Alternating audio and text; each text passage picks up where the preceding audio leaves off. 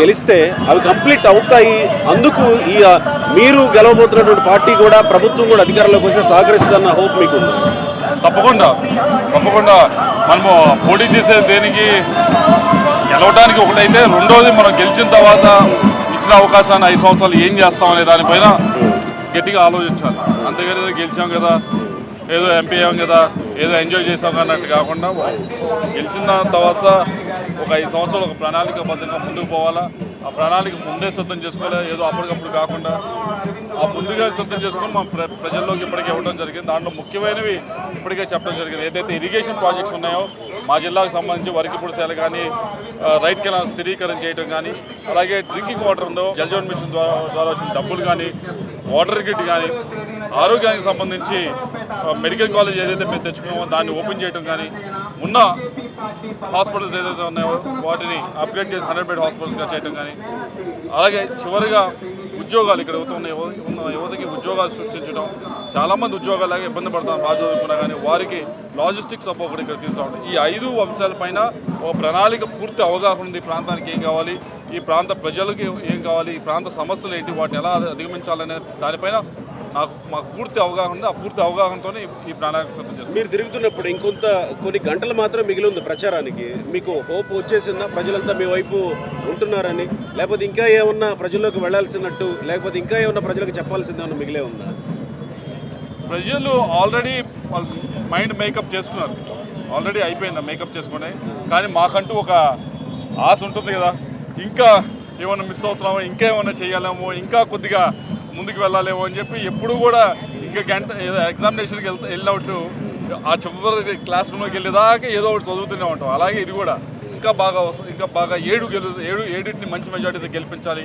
7 నియోజకవర్గాలను కూడా ఎమ్మెల్యే అభ్యర్థులను కూడా మంచి మెజార్టీతో బాగా గెలిపించాలి. ఒక రోజున్నా 2 రోజులున్నా ఇంకా కార్యక్రమాలు చేసుకుంటే ముందు పోతాం. ఒకటి, వైసీపీ మీద వ్యతిరేకత, లేకపోతే మీ పథకాల మీద, మీ మేనిఫెస్టో మీద ప్రేమ, లేదా వ్యక్తిగతంగా కృష్ణదేవరాయలు గారి మీద, లేకపోతే ఇక్కడ నరసరావుపేట మీద ఎమ్మెల్యే అభ్యర్థి మీద, వీళ్ళ మీద నమ్మకం, ఏది మిమ్మల్ని గెలిపించబోతుంది అనుకోవాలి, మీ గెలుపు దిశగా మిమ్మల్ని తీసుకెళ్తుంది? లాట్ ఆఫ్ ఫ్యాక్టర్స్, ఒక ఫ్యాక్టర్ అని కాదు.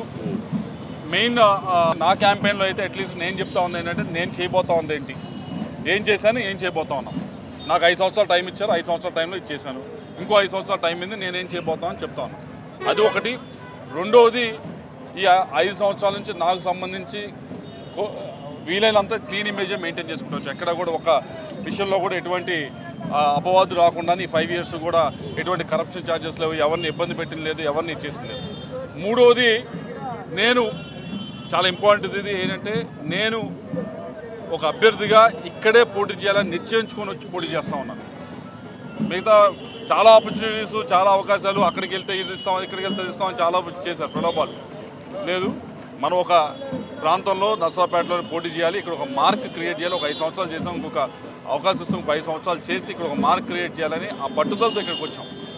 కాబట్టి ఈ 3 ఫ్యాక్టర్స్. దాంతోపాటు యాంటీ ఇన్కంబెన్సీ, ఆబ్వియస్లీ గవర్నమెంట్ మీద చాలా యాంటీ ఇన్కంబెన్సీ ఉంది. ఎందుకు ఉంది అంటే, గవర్నెన్స్ పూర్తి స్థాయిలో ఏ విధంగానూ బాగలేదనే ఫ్యాక్టర్ చాలా ఎక్కువ పనిచేస్తూ ఉంది. దానికి తగ్గట్టు ఏదైతే వైఎస్ఆర్ కాంగ్రెస్ పార్టీలో ఉన్న క్యాడర్ పూర్తిగా నిస్తేజంలోకి వెళ్ళిపోయింది. వాళ్ళు పట్టించుకోలేదు, గత 5 సంవత్సరాల నుంచి పట్టించుకోలేదు. ఇప్పుడు ఏదో వచ్చి ఎలక్షన్ వచ్చి పనిచేయండి అంటే మేము ఎందుకు పనిచేస్తాం, మమ్మల్ని ఎవరైనా పట్టించుకున్నారా అనే నిస్తేజంలో క్యాడర్ ఉంది. కాబట్టి ఈ లాట్ ఆఫ్ ఫ్యాక్టర్స్, ఒక ఫ్యాక్టర్ ఇక్కడే మీరు, నేను నర్సరావుపేటలోనే ఉండాలనుకున్నాను, వేరే ఆఫర్స్ వచ్చినా కానీ వెళ్ళలేదని అన్నారు. నర్సరావుపేటలోనే మీరు ఉండాలనుకోవడం వెనుక ఇంకొక విషయం కూడా జనాల్లోకి బాగా తీసుకెళ్లారు. బీసీకి నర్సరావుపేట ఇస్తామంటే ఇక్కడి నుంచి వెళ్ళడానికి అంగీకరించలేకపోయారు కృష్ణదేవరాయలు గారు అనేటువంటిది కొంత బీసీలోకి తీసుకెళ్లే ప్రయత్నం చేసింది కదా మీ ప్రత్యర్థి పార్టీ. ఇప్పుడు కొంత బీసీలు మీ వైపు ఉంటారా, లేకపోతే బీసీలు ఏమన్నా ఈ విషయంలో ఆలోచించే అవకాశం ఉంటుందేమో కదా? ఎవరి వ్యూహాలు వాళ్ళకుంటే, వాళ్ళు ఏదో సోషల్ ఇంజనీరింగ్ చేద్దాం అనుకుంటున్నారు. సోషల్ ఇంజనీరింగ్ ఎవరి మీద చేస్తారు, ఇలాంటివన్నీ ఎవరి మీద చేయాలి? ఎవరైనా నిజంగా ఈ నియోజకవర్గానికి సంబంధించి పట్టించుకోవడం తిరిగితే, ఈ నియోజకవర్గంలో ఉన్న కాంట్రవర్సీ చేసి తిరిగితే, ఈ నియోజకవర్గంలో ఎవరైనా అవినీతి చేస్తే, ఈ నియోజకవర్గంలో ఎవరి మీద కేసులు పెడితే, ఎవరైనా ఇబ్బంది పెడితే, వారి మీద ప్రయోగాలు చేస్తే ప్రజలు ఓకే ఈ కారణం చేత ఈ ప్రయోగం చేశారని ఆలోచిస్తారు. అటువంటి ఏమీ లేనప్పుడు ప్రయోగాలు చేస్తే దాని పెద్ద అంతగా స్వాగతించడం. పైగా పల్నాడుకున్నది ఏంటంటే, అందరూ బయట నుంచి చూసేది ఇదేదో క్యాస్ట్ పాలిటిక్స్ అని చూస్తారు. కానీ మీరు చూడండి, ఏ ఎలక్షన్ అని చూడండి, ఇక్కడ జరిగేది బియాండ్ క్యాస్ట్ వెళ్ళే ఓటేస్తారు, బియాండ్ పార్టీ వెళ్ళే ఓటేస్తారు. ఇప్పటిదాకా ఏ వర్గం ఉంది అంటారు. వర్గం ఉంటుంది, ఆ 30% వర్గం ఆడకూడదు, 30% వర్గం ఉంటుంది. ఏదైతే ఈ 40% ఉంటారో వాళ్ళు బియాండ్ క్యాస్ట్ పార్టీ దాటి మంచి చెడులు ఆలోచించి ఓటేస్తారు. ఇక్కడ ఏది మంచి జరుగుతుంది ఈ ప్రాంతానికి, ఆల్ 5-6 ఎలక్షన్స్, లాస్ట్ 5-6 ఎలక్షన్స్ అంతే రిజల్ట్ వచ్చింది. నిన్న జరిగిన పోస్టల్ బ్యాలెట్ వ్యవహారంలో జరిగిన తతంగం అంతా చూశారు మొత్తం అంతా. సో నెక్స్ట్ రేపు జరగబోతున్న ఎలక్షన్స్లో కూడా ఇలాంటివి జరగకుండా మీ వైపు నుంచి మీ క్యాడర్కి ఏమైనా దిశానిర్దేశం చేస్తున్నారా?